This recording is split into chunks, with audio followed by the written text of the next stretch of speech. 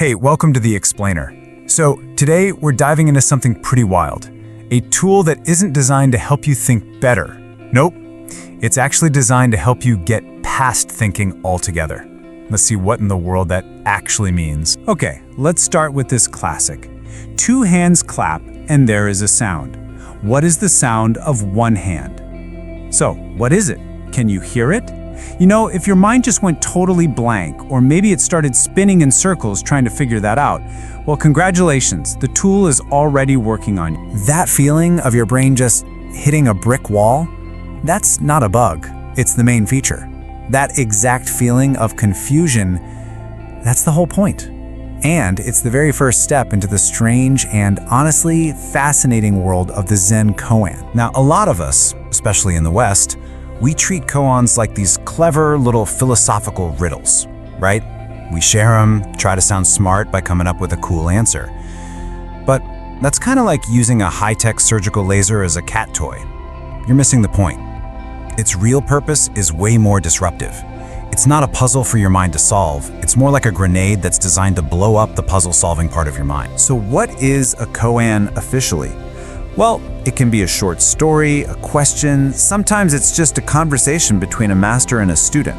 But no matter what it looks like, its entire job is to create something called great doubt. Think of it as a deliberate roadblock for your logical mind, a question so paradoxical that your normal way of thinking just, well, it breaks. And here's the crucial thing. You are not supposed to answer a koan. You're meant to be defeated by it. Seriously. The goal is to get that relentlessly chattering, analytical mind of yours to just stall out. Kind of like a computer running a program it just can't compute. And in that moment, that total mental shutdown, something else finally has a chance to pop up. A direct, intuitive leap of understanding that goes way beyond language and logic. You know, the best way to really wrap your head around this is to see it in action. So let's look at a couple of the most famous koans and really watch how they build up that mental pressure. Okay, so let's picture the scene. You've got this very serious young monk, and he approaches the great master Zhaozhou. He asks what sounds like a pretty standard question. Master, we're taught that all beings have this potential for enlightenment, this Buddha nature. So does a dog have it? The master just looks at him and says one word, mu, which basically means no, or maybe nothingness. And boom, right there is the trap. The monk, and probably all of us listening, we immediately think, whoa, wait a minute. That's a flat-out contradiction. I mean, the entire basis of his question is the teaching that, of course, a dog has Buddha nature.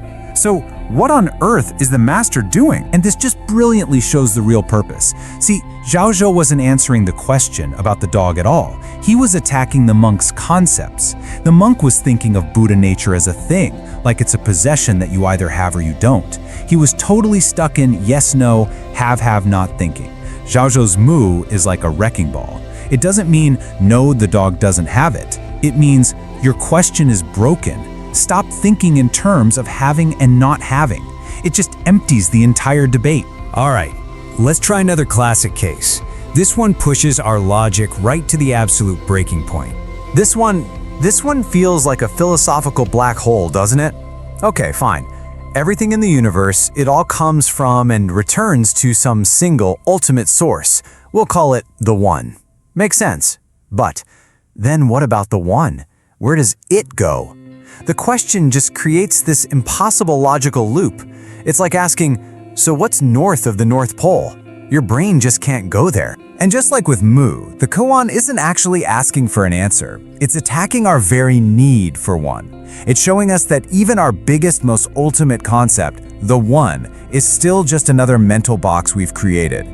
The goal is to wrestle with this impossible question until you realize the question itself is the problem. It's totally unnecessary. When you truly get the One, you don't need to ask where it goes. So how in the world do you actually practice with one of these things?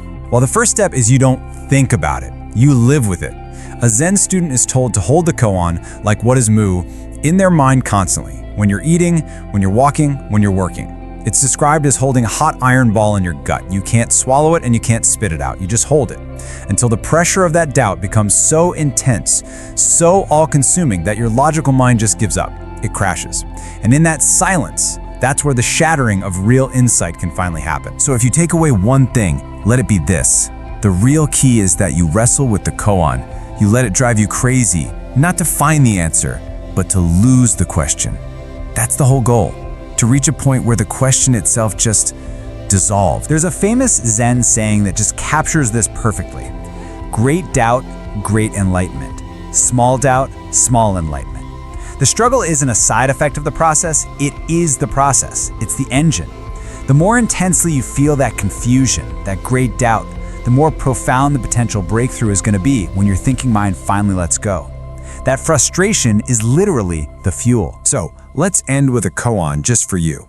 We've seen that a koan is really a tool for letting go of a concept that's just getting in your way. So take a moment. What is the one idea about yourself, about the world, about anything that you think you could let go of right now to see everything just a little bit more clearly?